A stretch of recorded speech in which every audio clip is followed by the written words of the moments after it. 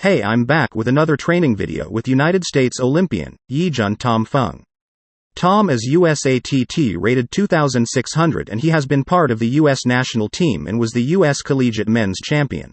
If you haven't seen my prior lessons with Tom, I will have it linked here.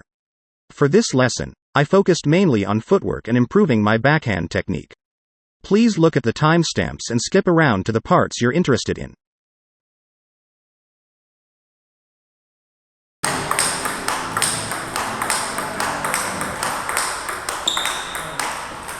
If you want to add quality to your loops, it's important to use your whole body. You should initiate the stroke by using the power from your legs, hips and core, but when you make contact with the ball you should accelerate your forearm. It is also at this point where you should stop the paddle in front of your face and make sure it doesn't travel further. This explosive motion will add spin and speed. Tom mentions to make sure your wrist is stable, more tense than loose, so that your paddle doesn't wobble when you contact the ball.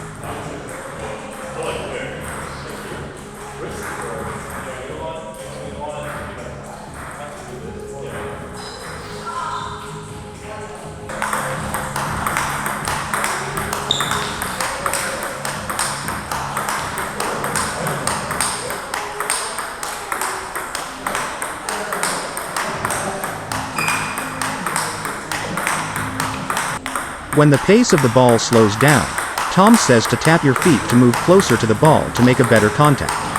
I felt that I need to take my time when the ball slows down so I can add spin to the ball and not rush to hit it. A common mistake is not adapting to the pace.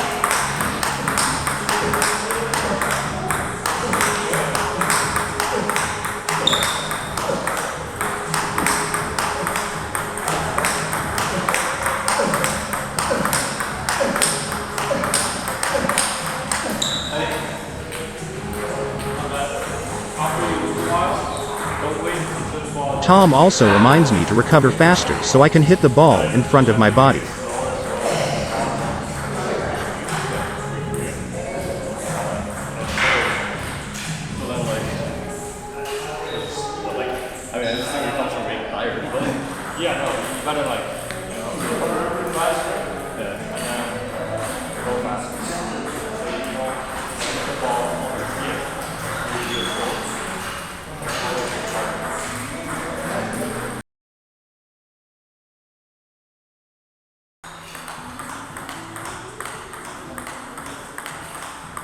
To add spin and speed to your backhand rally, Tom mentions to stay close to the table and accelerate your forearm.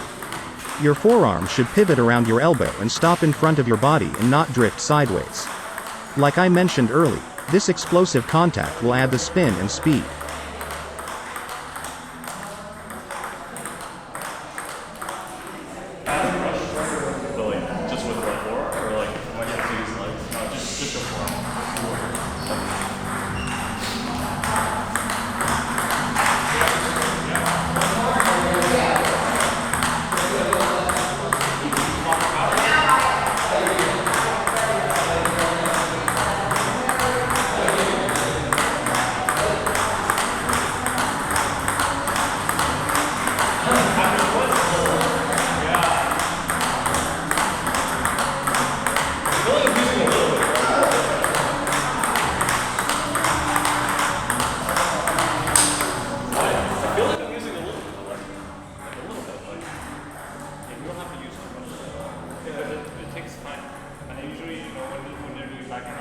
If there's no underspin on the ball, you don't need to think about using your legs too much because that will only slow you down. Tom mentions when you are trying backhand loop underspin, that is when your legs will be more involved. For the regular backhand rally, it is mainly forearm and keeping your body and core tight as if you were a wall.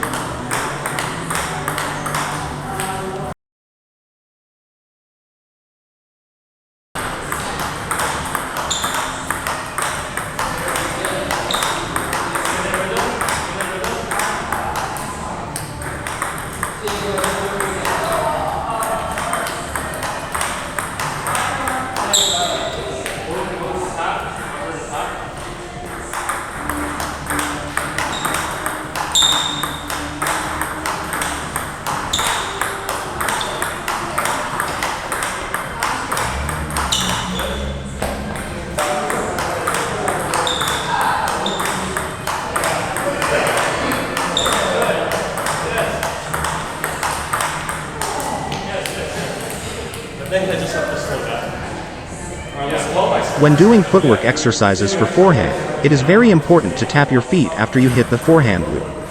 Tapping your feet will help you stay active and be able to move to the ball better.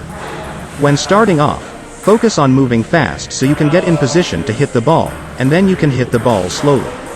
When you become faster and are able to always be in position, then hit the ball faster.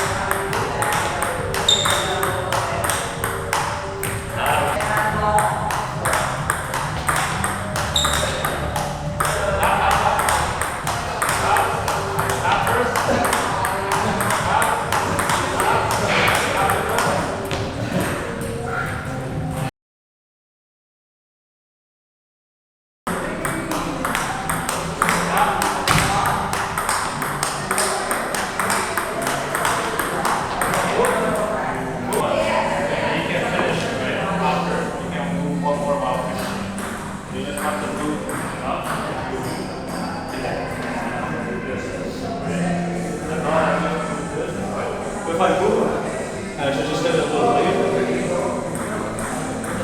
Yeah, you can still hit it earlier with that if you're moving faster. Yeah.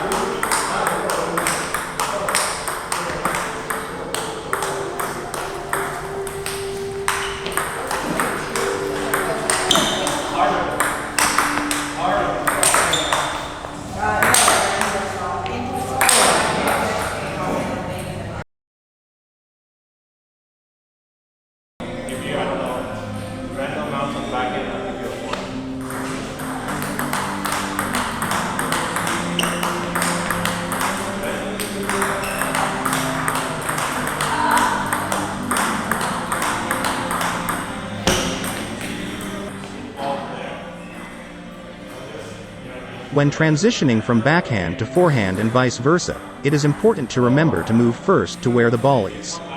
In this drill you don't need to reset your paddle to neutral since the ball is moving fast. Don't predict where the ball is going either. Stick to the stroke you have been playing, and when you see the ball change direction, move your feet to the ball first and change your stroke as you move, i.e. from backhand to forehand, by turning your core. If you feel like you don't have enough time to hit a full stroke during the transition, play a smaller stroke just to get the ball back on the table and prepare for the next ball.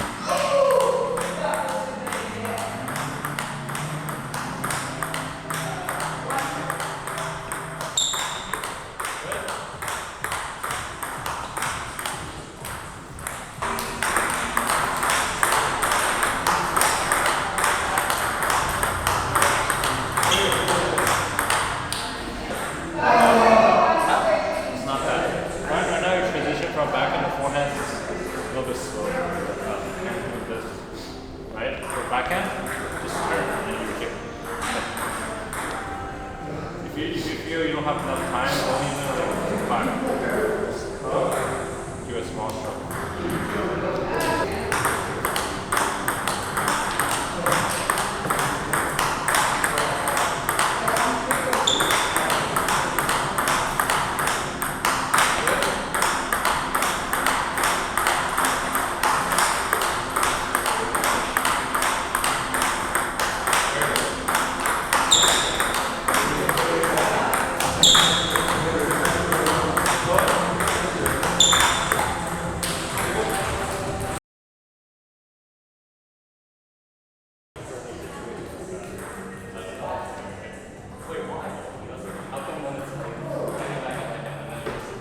Here Tom and I had a conversation that we need to play ping pong reasonably. This started with me asking why I need to do a shorter stroke instead of a full stroke when I don't have enough time, and his explanation was simple but made a lot of sense. I think a lot of times, players make mistakes because they attempt the shots that they think are perfect, rather than shots that will keep the ball in play. A lot of times we are not in the right position, or it's not the right time to play a certain shot. Tom explains that the perfect shot is the most reasonable shot. One example is if you are out of position, then try to just get the ball back on the table with spin and make sure it's not too high.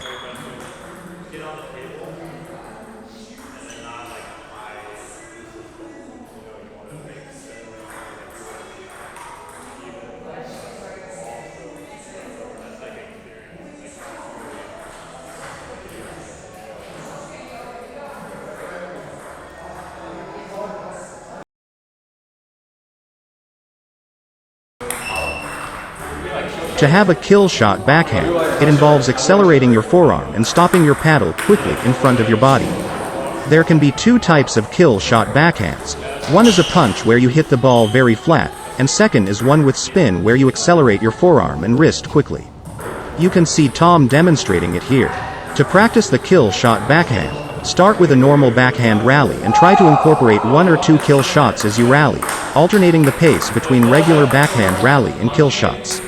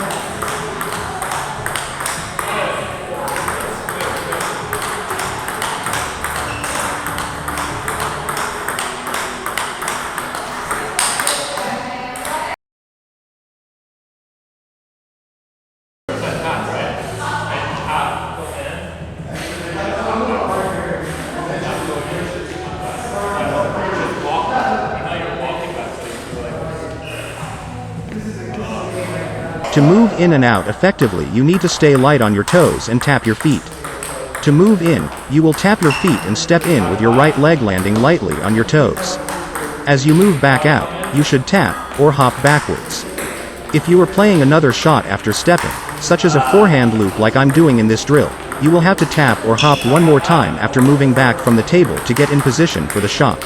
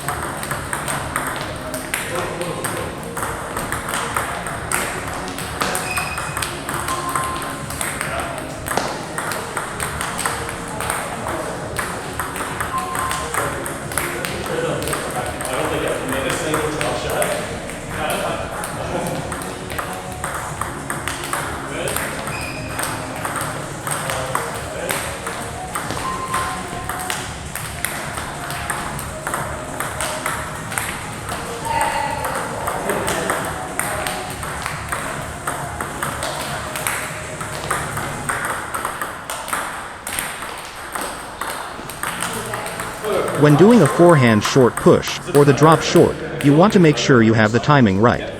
You should make contact with the ball as it is rising to the highest point. Avoid contacting at the highest point or immediately when it touches the table. You also want to keep your arm low when going to contact the ball. You can also make contact a bit on the side of the ball instead of directly behind it.